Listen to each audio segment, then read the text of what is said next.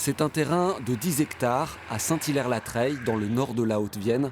Il vient d'être désigné site de moindre impact pour l'accueil d'un poste électrique de 400 000 volts.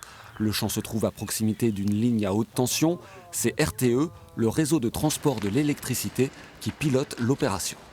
Comme dans la zone, il y a une ligne 400 000 volts qui passe, on va construire un aiguillage qui va capter les énergies renouvelables pour les remonter vers des niveaux de tension du réseau supérieurs, de façon à les ramener vers des pôles de consommation. Éolienne, biomasse, photovoltaïque, la production d'énergie renouvelable est de plus en plus importante, mais le réseau de transport d'électricité actuel n'est pas adapté. On parle d'un gisement de l'ordre de 600 MW qui pourrait alimenter 500 000, 600 000 foyers.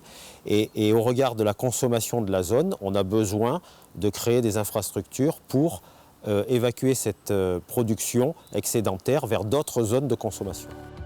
Comme ici dans la Marne, il s'agira d'installations industrielles. Le site de moindre impact a été sélectionné parmi 5 en fonction de critères techniques, économiques ou environnementaux.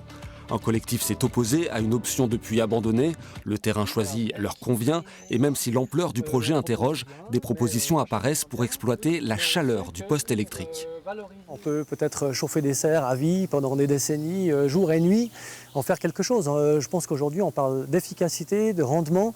Et bien même s'il y a 99% de rendement pour le transfo, ce sont des milliers de kilowattheures qui vont être jetés dans l'atmosphère. Il faut en faire quelque chose, ça peut être vertueux, il faut saisir cette occasion. La maire et le président de la communauté de communes n'ont pas souhaité s'exprimer. L'opération va pourtant apporter de la fiscalité au territoire.